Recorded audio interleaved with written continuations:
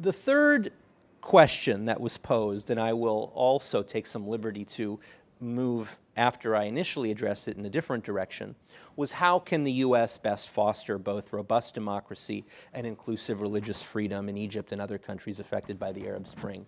And I hope you're looking at the minutes, because I'm certainly not in terms of how much time I'm taking.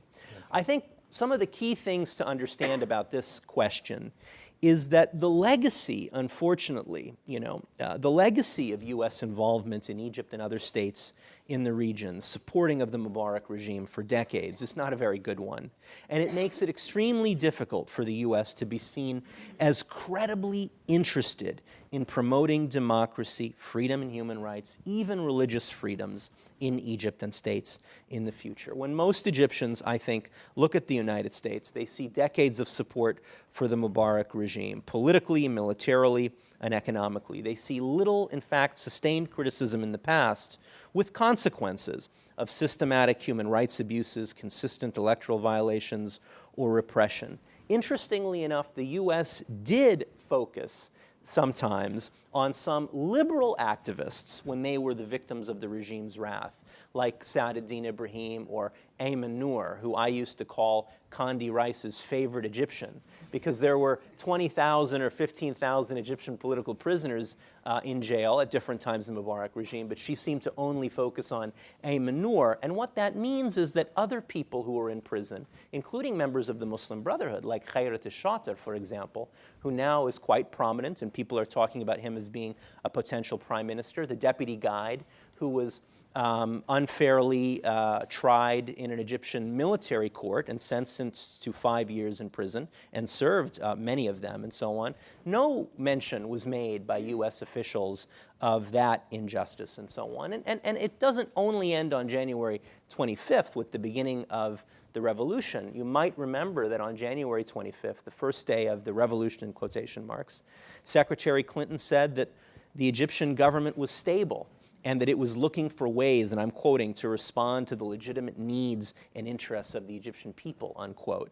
And the following day, she called on all parties, meaning the protesters and the regimes, to exercise restraint, setting up, unquote, setting up some kind of a moral equivalency between the protesters and the regime's repressive apparatus. The following day, on the 27th, Vice President Biden said that Mr. Mubarak was not a dictator, and so on. And in fact, if we want to go even deeper with this, we can speculate that the message that Ambassador Frank Wisner gave to Mr. Mubarak on his visit there on February 5th was not the message that we were hearing the American administration was presenting, and that is immediate change now, but in fact the message that he told reporters afterwards, which is in order for an orderly transition, quote unquote, to take place, Mr. Mubarak needs to stay in power to oversee that transition until September, probably so that an outcome like we saw in the recent elections doesn't transpire. So this point, the point is there's really a dilemma for the United States right now, right,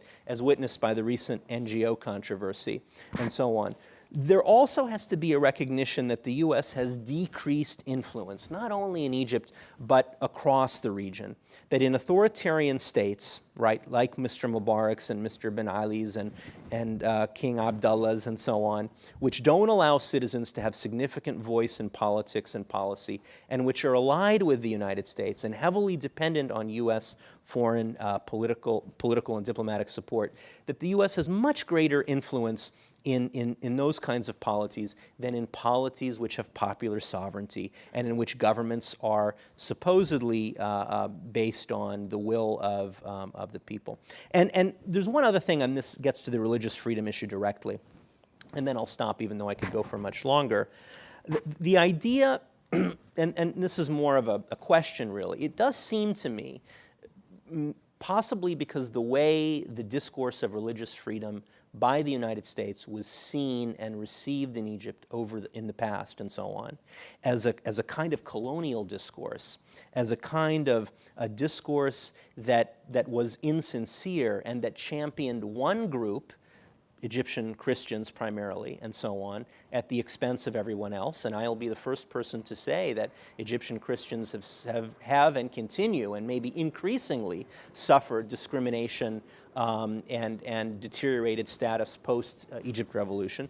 But nevertheless, because that discourse was viewed as such, it generated a tremendous backlash among Egypt. And in fact, it might even be counterproductive, thinking about it now, to continue to pursue a discourse that focuses explicitly on religious freedom as opposed to a more general discourse focused on democracy, equal citizenship rights, including within that, of course, religious freedom.